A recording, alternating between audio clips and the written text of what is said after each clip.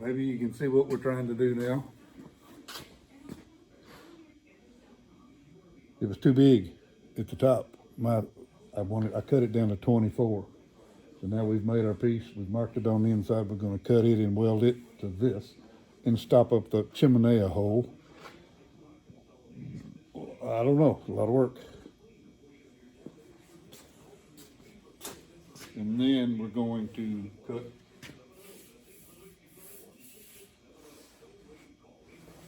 our 6-inch entrance, 6-inch, and this is 6-inch at the bottom.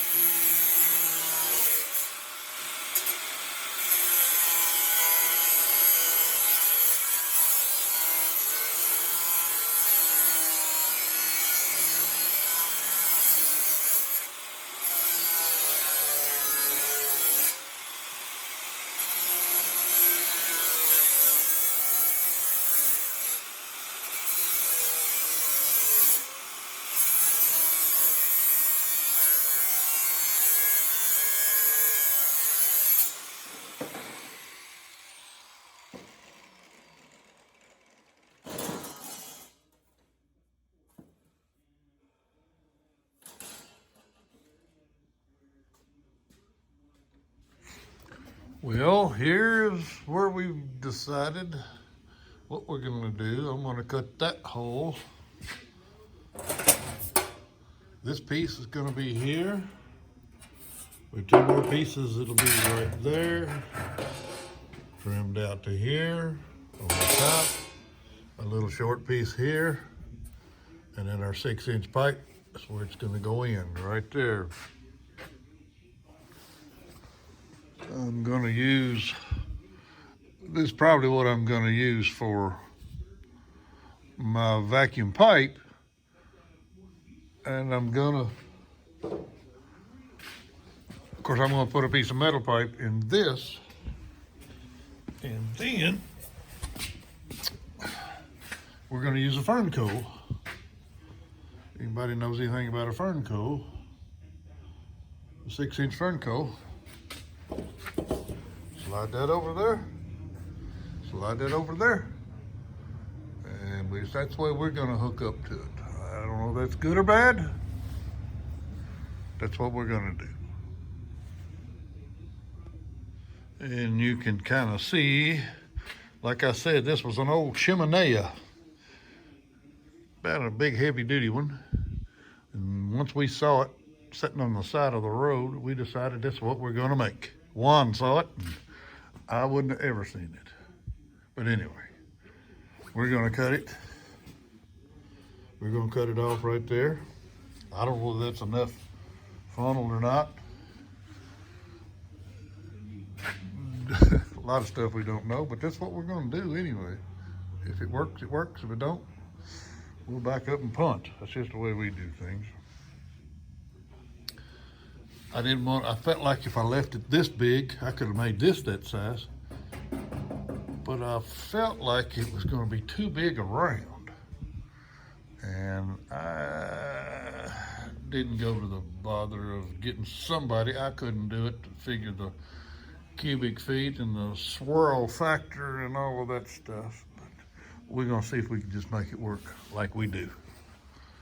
So we're gonna cut that off, weld this on top of this. Of course, fill up this hole. That's gonna be fun. But right here is where we're gonna make our transition for our vacuum. And of course, we're gonna try to use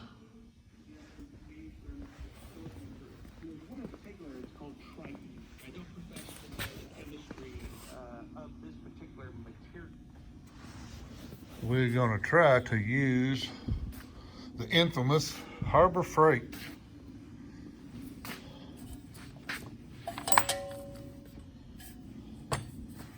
Vacuum. We're going to cut that out to 6-inch, do away with that baffle. I've already got the Rikon 10-inch impeller, reverse flow, whatever you want to call it. They say it'll work. That's what we're going to use.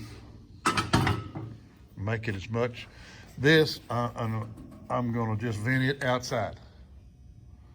I don't have any filter. I'm trying to get all the flow I can get. This is in a sawmill building. I might make it a wood building. I got a lot of other equipment that can go in there and free this place up. But nonetheless, we got a lot of junk. Probably not big enough for the Harbor Freight deal. We're gonna find out if it'll do what I want it to do. Here's part of the old Harbor Freight. We're gonna put this barrel, that's part of the Harbor Freight unit. We're gonna set the barrel on it. Put the barrel underneath the Cyclone and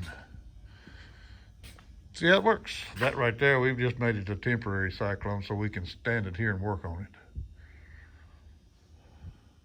So we'll, next time.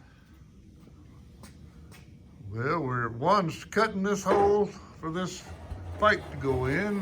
He's got it pretty darn close.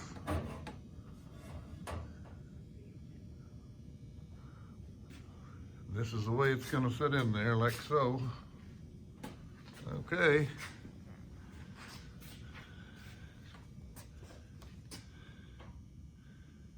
He can do it.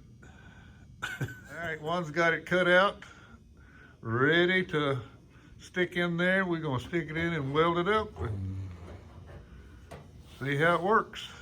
Looks pretty good to me. He did a fine job. Then we're gonna cut this thing off right down here and weld all this together. He's got another pretty good hole to fill up. That'll be next.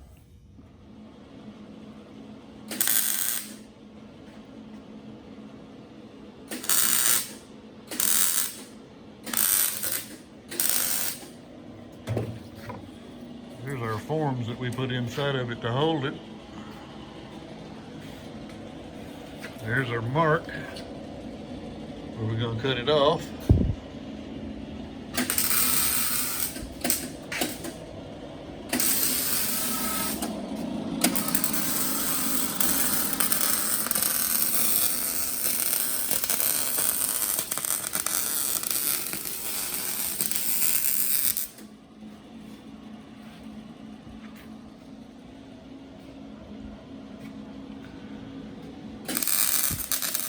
Quite the deal to get that cut out and fit in that hole just right.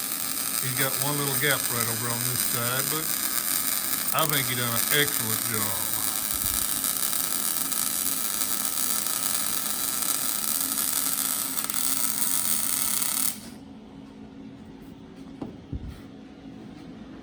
And there's nothing like a little small MIG welder for this kind of thin metal.